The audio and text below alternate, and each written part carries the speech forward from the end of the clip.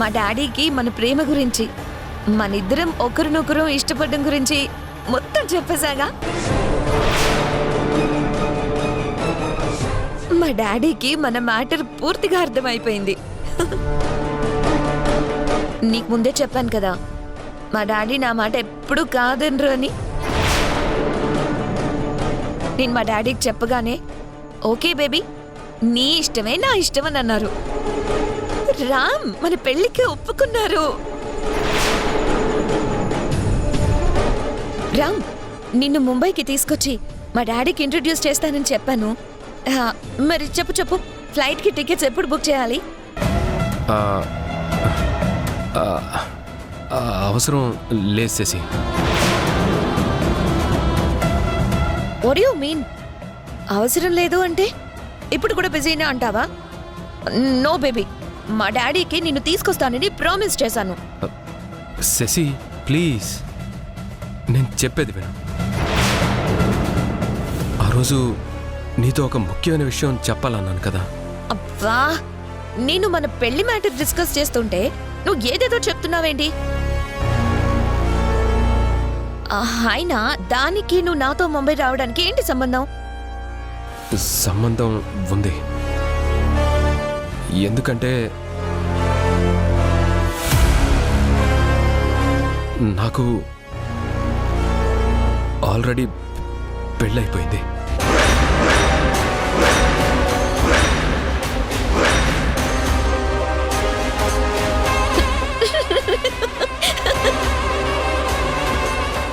ఏంటి Ram, are you joking?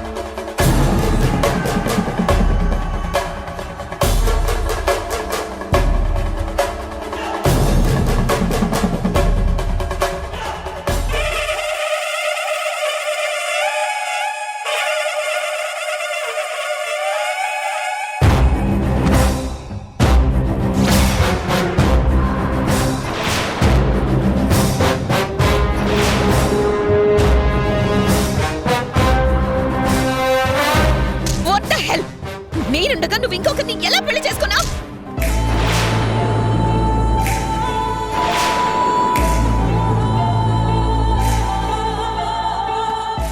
ఇందాక నాతో గొడవ పడింది ఆ అమ్మాయే.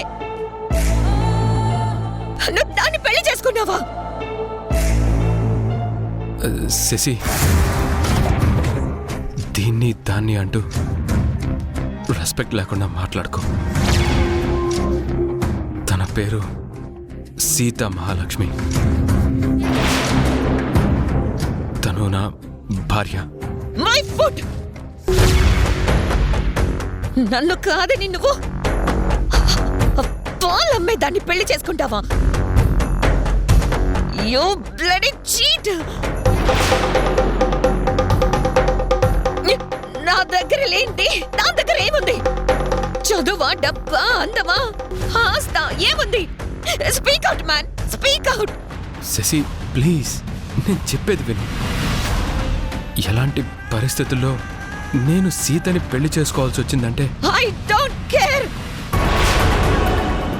సిచ్యుయేషన్ ఏదైనా సరే నువ్వు చేసింది క్షమించరాని తప్పు.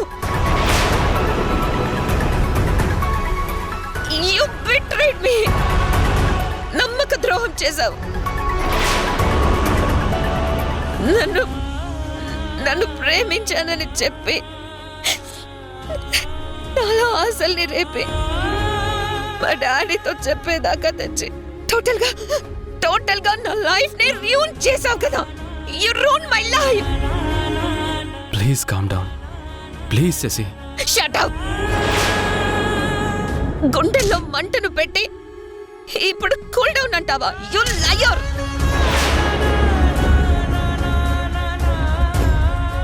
మా డాడీని ఒప్పించి నిన్ను తీసుకొస్తానని చెప్పి ఈ శుభవార్తని నీతో షేర్ చేసుకున్నావని నేను అంత దూరం నుంచి ఈ గిఫ్ట్ ఇవ్వాలని ఎంతో ఆశగా వస్తే నా ఆశలన్నిటినీ స్మాష్ చేశాం కదా. ఛీ!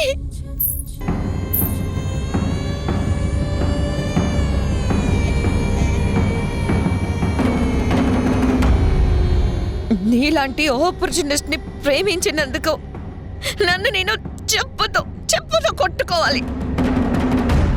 I hate you, I hate you, I hate you.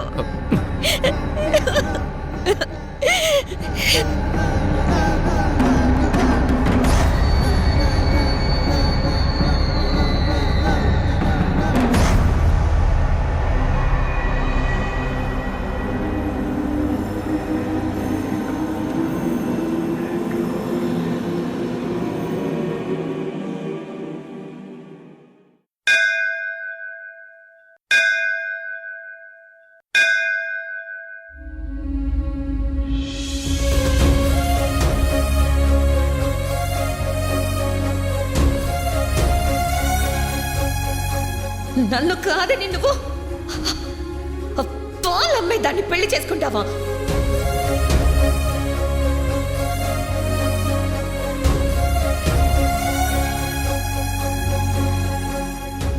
నీలాంటి ఆపర్చునిస్ట్ ని ప్రేమించినందుకు నన్ను నేను చెప్పుతో కొట్టుకోవాలి.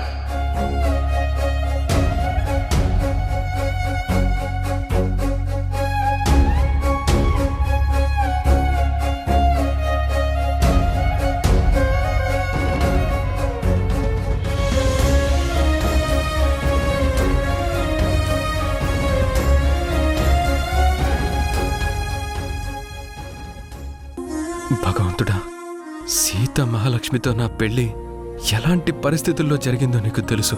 శశిని తప్ప మరో అమ్మాయిని పెళ్లి చేసుకోవాల్సి వస్తుందని అప్పటిదాకా అనుకోనేలేదు.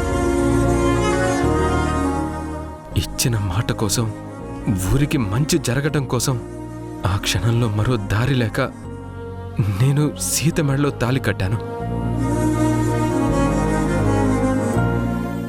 ఈ సమస్యకి పరిష్కారం ఏంటి? ఈ బాధ నుండి నాకు విముక్తి ఎప్పుడు స్వామి?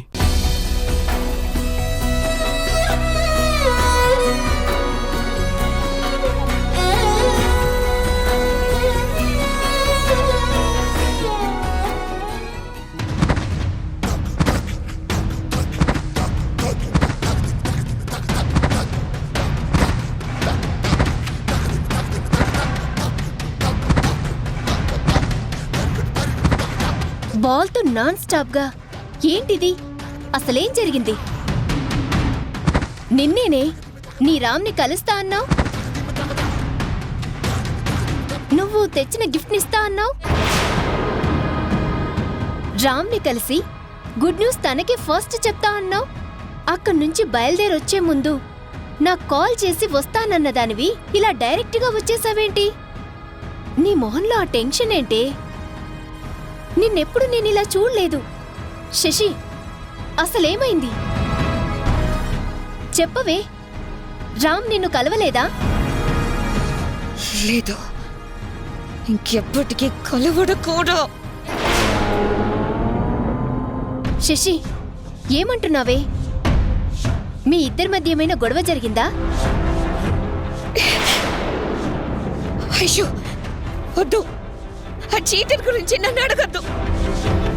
ఏంటే, అక్కడికెళ్లేదాకా రామే నీ ప్రపంచము, తనతోనే నీ జీవితము, తనని పెళ్లి చేసుకుంటేనే నీ లైఫ్ అంతా హ్యాపీగా ఉంటుందని ఎంతో కాన్ఫిడెంట్ గా చెప్పిందానివి ఇప్పుడు సడన్ గా ఏం జరిగింది?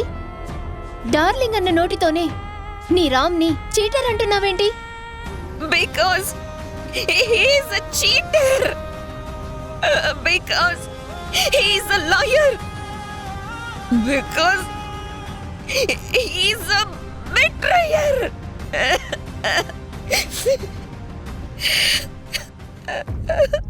Shashi, cool down baby. Reason ఏదైనా కావచ్చు. నువ్వింత స్ట్రెస్ కి గురి కావడం అంత మంచిది కాదు. Please Shashi. Finish. All my dreams are shattered. అయిపోయింది, అంతా అయిపోయింది. ఏది జరగకూడదు అదే జరిగింది. ఐషు, అదే జరిగింది. నన్ను లవ్ చేశానన్నాడు, నేనంటే ఇష్టం అన్నాడు, నన్ను పెళ్లి చేసుకుంటాను అని ఆట కూడా ఇచ్చాడు. నేను డ్రీమ్స్ లో తేలిపోయేలా చేశాడు.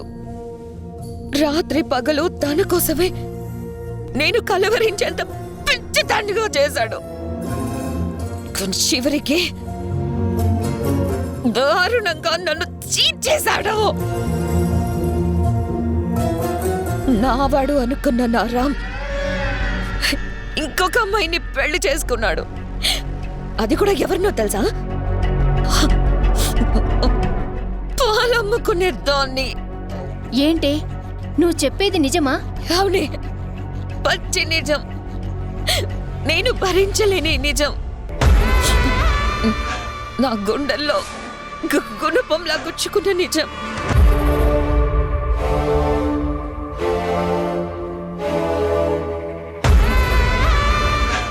తను నా భార్య.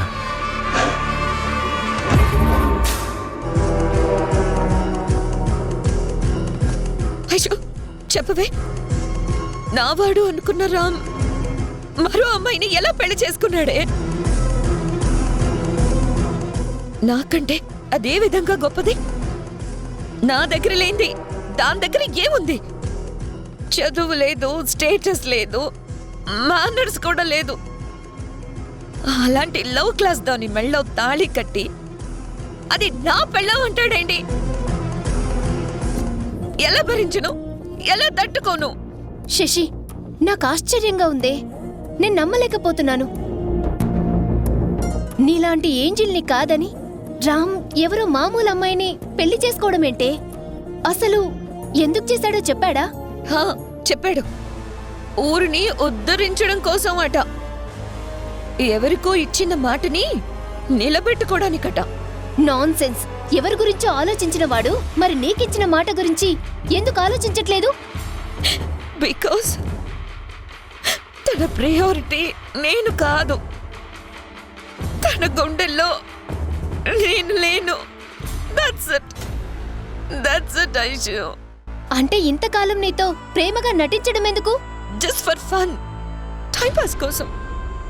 నాలాంటి అందమైన ఆడపిల్లని తన చుట్టూ తిప్పుకుంటున్నాను కదా అని తన ఈగోని సాటిస్ఫై చేసుకోవడం కోసం, అంతే. సంథింగ్ అని నేను భ్రమపడ్డాను. నో నో, వాడు కూడా అందరి మగాళ్ళ లాంటి వాడే. శశి, ఇలా అడుగుతున్నానని నువ్వు తప్పుగా అనుకోవద్దు. మీరిద్దరూ ఏం అడ్వాన్స్ కాలేదు కదా? చిచి, అదేం లేదే. మా రిలేషన్ అంత దూరం వెళ్ళలేదులే. Thank God.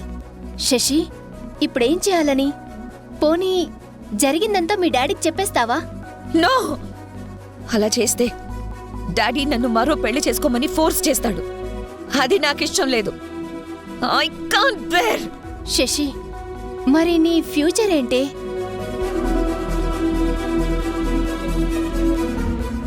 ఐషు, ఇప్పటిదాకా లైఫ్ని నేను లైట్గానే తీసుకున్నాను. సరదాగా ఉండాలి, ఎవ్రీ మూమెంట్ని ఎంజాయ్ చేయాలి అన్నట్టుగా ఆలోచించాను. బట్ నా టార్గెట్ ఒక్కటే. నన్ను మోసం చేసిన ఆ రామ్ని సర్వనాశనం చేయడం, వాణ్ణి వాడి కంపెనీని దివాలా తీయించడం. నన్ను కాదని మరో అమ్మాయిని పెళ్లి చేసుకున్నందుకు పనిష్మెంట్గా వాణ్ణి వాడి కుటుంబాన్ని నడి రోడ్డు మీదకి లాగడమే. That is my goal. That is my target. నా టార్గెట్ ని రీచ్ అయ్యేదాకా నేను నిద్రపోయే సమస్య లేదు. శశి, నీ మాటలు వింటుంటే నాకెందుకు భయమేస్తుందే. ప్లీజ్, రివెంజ్ పేరుతో నీ లైఫ్ ని నువ్వే నాశనం చేసుకోవద్దు.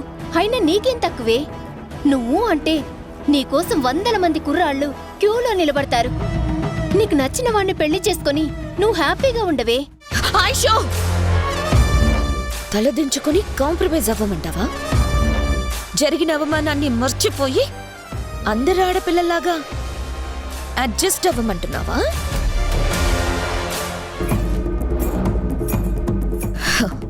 అలా చేస్తే నేను ఓడిపోయినట్టు కాదా? నేను తల కొట్టుకొనైనా చస్తాను, కానీ ఓటమిని ఒప్పుకునే మాటే లేదు. Do or die, that's all. Shashi Rekha ఇక్కడ.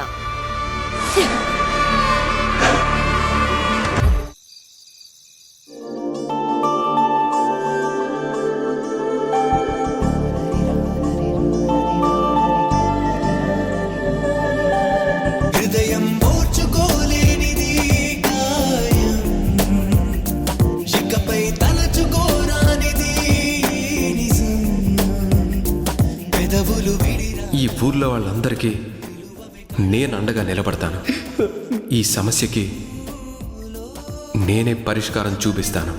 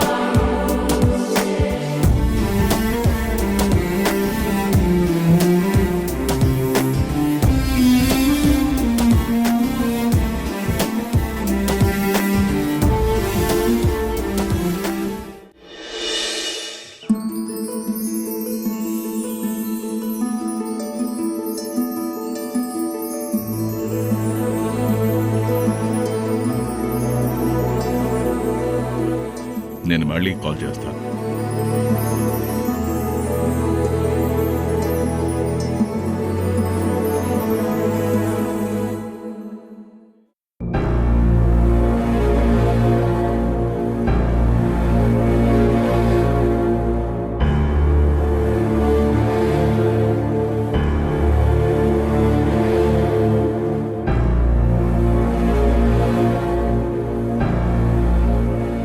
బేబీ, నువ్వు ఒక్కదానివే వచ్చావేంటి?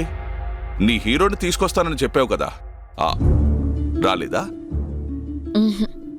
రాలేదు డాడ్. ఏమ్మా, ఎందుకని? తనని తీసుకొస్తాననే కదా నువ్వు హైదరాబాద్ వెళ్ళింది. ఎస్ డాడ్, కానీ తను నాకు ఊహించని షాక్ ఇచ్చాడు. బేబీ, ఏం జరిగింది? బేబీ, మీరిద్దరూ ఏమైనా గొడవ పడ్డారా? నో, అలాంటిదేం లేదు డాడ్. షాక్ అంటే నేను అస్సలు ఎక్స్పెక్ట్ చేయని విషయం అది. ఏంటమ్మా అది? Anything wrong? లేదు డాడ్, తనకి గుడ్ న్యూసే. బిజినెస్ పని మీద అమెరికా వెళ్తున్నాను అని చెప్పాడు. అదేంటమ్మా, స్టేట్స్కి వెళ్ళాలనుకుంటే ప్లానింగ్ ముందే ఉంటుంది కదా, అది నీకు చెప్పలేదా? చెప్తే నేను అడ్డుపడతాను కదా, వద్దు అని గొడవ చేస్తాను కదా, అందుకే అంతా అయిపోయాకే రివీల్ చేశాడు. నేను హైదరాబాద్ వస్తున్నట్టు తనకి నేను చెప్పలేదు. మీరు మా పెళ్లికి ఒప్పుకున్నారని గుడ్ న్యూస్ని కూడా తనతో నేను షేర్ చేసుకోలేదు. డైరెక్ట్గా తన ఆఫీస్కే వెళ్ళి సడన్గా సర్ప్రైజ్ చేద్దామనుకున్నాను. అందుకే వెళ్ళాను. నేను తనని సర్ప్రైజ్ చేద్దామనుకుంటే తనే నాకు మైండ్ బ్లాక్ అయ్యే షాక్ ఇచ్చాడు. బేబీ, ఒక రకంగా తను చేసిందే కరెక్ట్. ఎందుకంటే నువ్వు ఎమోషనల్గా ఫీల్ అయ్యి తనని బిజినెస్ ట్రిప్కి వెళ్ళొద్దంటే హై ప్రొఫైల్ బిజినెస్ చేస్తున్న వాళ్ళకి చాలా నష్టం వస్తుంది కదా. He so practical and correct. Yes dad, you're right. తను కూడా అచ్చు నీలాగే మెటీరియలిస్టిక్గా ఆలోచిస్తాడు. కానీ నాకే డైజెస్ట్ చేసుకోవడానికి కష్టం అనిపించింది. చూడు బేబీ, ప్రేమ ఎప్పుడూ గొప్పదే, నేను కాదనను. కానీ అది మనిషి ఎదుగుదలకి మాత్రం అడ్డుపడకూడదు. అయినా యుఎస్ ట్రిప్ ఎంతలో అయిపోతుంది? తను తిరిగి రాగానే నీతోనే టైం స్పెండ్ చేస్తాడు కదా. ఈ మాత్రం దానికే నువ్వు డిసప్పాయింట్ అయిపోవాలా? లేదు డాడ్, షాక్ తినడం నాకు ఫస్ట్ టైం కదా, అందుకే అలా అన్నాను. It's okay dad. తను ఎంత దూరం వెళ్ళినా మళ్ళీ తిరిగి రావాల్సిందే కదా. అప్పుడు కలుస్తాను. నా ఫ్యూచర్ ప్లానింగ్ ఏంటో అప్పుడు డిసైడ్ చేస్తాను. బేబీ, నీ మాటలు వింటుంటే తనని మిస్ అవుతున్నందుకు నువ్వు చాలా ఫీల్ అవుతున్నట్టు అనిపిస్తోంది. It's okay dad, all in the game.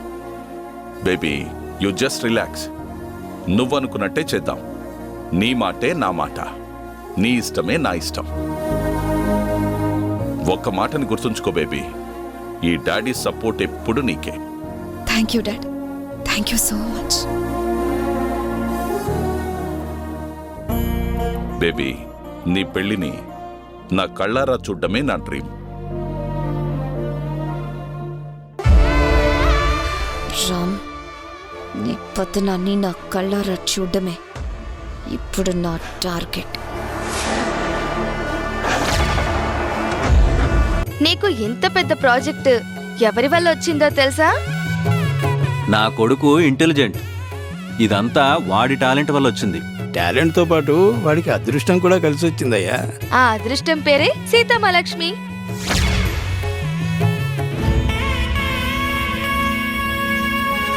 ఇంటి కోడలివి నువ్వే నీ చేత్తో రిబ్బన్ కట్ చేసి కొత్త ఫ్యాక్టరీని ప్రారంభించు.